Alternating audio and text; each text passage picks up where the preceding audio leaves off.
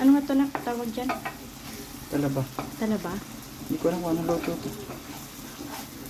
Ang Butter. tawag dyan ay ano? Ano nakalagay dyan? Butter garlic. Butter garlic. May cheese. Butter garlic with cheese talaba. Sarap kaya. Hindi ko alam. Sana hindi ano. Hindi masarap? Titikim ako ng konti. Kasi bawal ako sa tahong. Ayan po, nagluluto ang aking anak ng butter garlic talaba. Matagal niya nang gusto magluto niyan. Kaya lang hindi ako pinapayagan. Kasi natatakot ako dahil alam ko, ano yun, cholesterol. Kaya lang sabi ko, konti-konti lang yung kain. Tapos, inom siya ng Gatorade. Gatorade. Hindi ko alam. Maraming tubig or tsaa. Yung tsaa ko, uminom ka noon.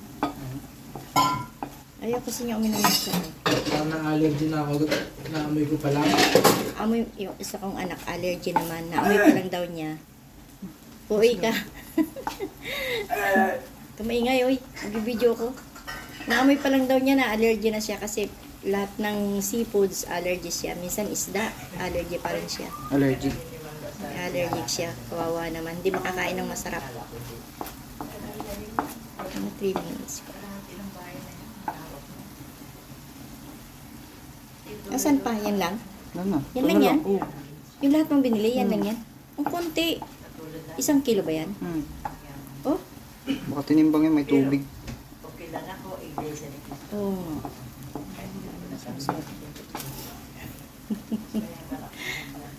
Pala shrimp na lang binili ko.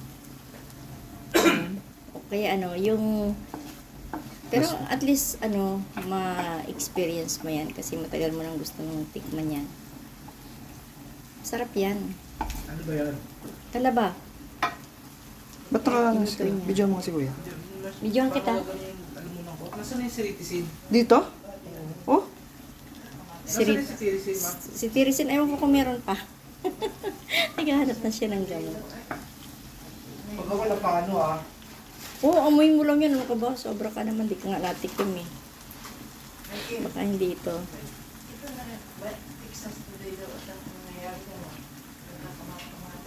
Tikman mo. Buti nga ikaw wala ka. Pero dati hindi naman ako allergy sa mga seafoods. Ngayon na lang. Sa tahong. Pero sa tahong allergy talaga ako dyan. At dito sa... Wala, ano lang. Hipon. Ayan. Ito hindi ko alam. Kasi parang tahong din yan eh, di ba? Tahong din yan eh. Kaya hindi rin po pwede sa akin yan.